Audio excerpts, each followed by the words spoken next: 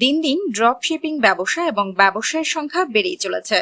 পৃথিবীর অন্যান্য উন্নত দেশগুলোর মতো বাংলাদেশে ড্রপ শিপিং ব্যবসা করা সম্ভব, তবে যার জন্য প্রয়োজন ধৈর্য এবং আস্থার সাথে লেগে থাকা।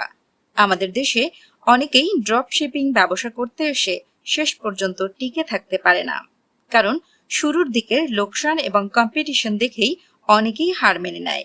তবে এই ব্যবসায় আস্থার সাথে লেগে থাকতে পারলে একসময় সফল হওয়া সম্ভব। একজন বাংলাদেশী হিসেবে আপনিও খুব সহজে এই ব্যবসা করতে পারবেন, তবে তার জন্য আপনাকে কিছু বিষয় মাথায় রাখতে হবে। আমরা আজকে সেই বিষয়গুলো নিয়েই আলোচনা করব।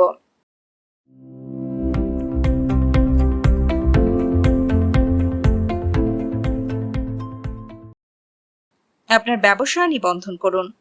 বর্তমান বাংলাদেশ আইনের অধীনে আপনাকে যে কোনো ব্যবসায় নিবন্ধন করতে হবে।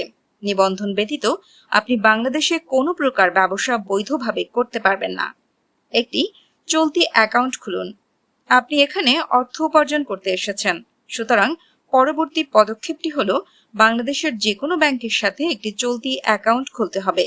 রিজার্ভ ব্যাংকগুলির জন্য অ্যাকাউন্ট নম্বর দিতে হয়, এজন্য ব্যাংকগুলির নির্দিষ্ট নির্দেশিকা রয়েছে। পণ্যের একটি তালিকা তৈরি করুন। অফিসিয়াল এবং ব্যাংকের আনুষ্ঠানিকতা সমাপ্ত হওয়ার সাথে সাথে আপনি এখন বাংলাদেশে ব্যবসা শুরু করার জন্য পরবর্তী পদক্ষেপ নিতে প্রস্তুত। এখন প্রথম পদক্ষেপটি চূড়ান্ত করুন এবং আপনি যে পণ্যগুলো ড্রপার হিসেবে বিক্রি করতে চান তার একটি তালিকা তৈরি করুন। এটি বেশ কঠিন হতে পারে, তাই অতি মনোযোগ সহকারে সময় নিয়ে এই ধাপটি শেষ করুন। সেরা দামের জন্য সরবরাহকারীদের সাথে যোগাযোগ করুন। অ্যামাজন সহ অনেকগুলি ওয়েবসাইট রয়েছে যারা আপনাকে উৎপাদকের সাথে খুচরা বিক্রেতাদের যোগাযোগ করে দিবে। এই টপ ওয়েবসাইটে যোগাযোগের অনেক সুবিধা রয়েছে। তাদের এমন অনেক পণ্য রয়েছে যা বাংলাদেশ সরকার কর্তৃক নিয়ন্ত্রিত হয় না। এই পণ্যগুলি জাহাজে বহন করাও সহজ। আপনি পণ্য দেশে এনে দেখলেন পণ্যটি দেশীয় আইনের ভেতরে পড়ে না, তাই কিছু বিক্রি করার আগে আমদানি আইন ও শুল্ক যাচাই করা ভালো। এই টপ ওয়েবসাইটগুলি ভালো সরবরাহকারীদের তালিকা তৈরি করে থাকে, যা আপনি দেখতে পারবেন।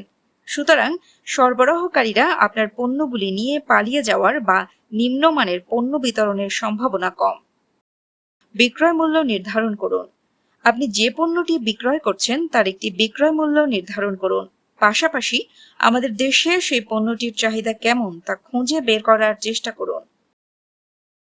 তাহলে আপনি বুঝলেন যে বাংলাদেশে একটি ড্রপ শিপিং বিজনেস চালু করতে চাইলে আপনাকে কি কি পদক্ষেপ গ্রহণ করতে হবে।